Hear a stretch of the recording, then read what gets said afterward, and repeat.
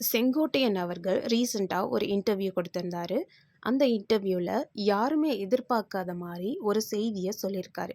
அது என்னன்னா, ஈரோடு மாவட்டம் பெருந்துறை அடுத்த விஜயமங்கலம் சுங்கசாவடி அருகே சரளை என்னும் இடத்துல டிசம்பர் 18ஆம் தேதி டிவிகே மாநாடு நடக்க இருக்கு.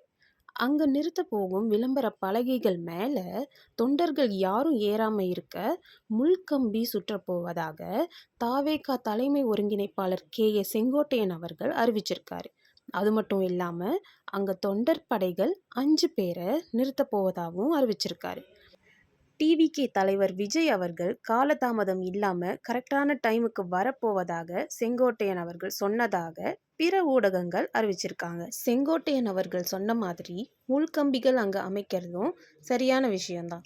விஜய் அவர்களை பார்க்க கட்டுப்படுத்த முடியாத அளவுக்கு கூட்டம் வரும். அப்படி இருக்க எத்தனை தொண்டர் படைகள் சேஃப்டிக்கு அங்க போட்டாலும் தள்ளுமுள்ளு ஏற்பட சான்ஸ் இருக்கு.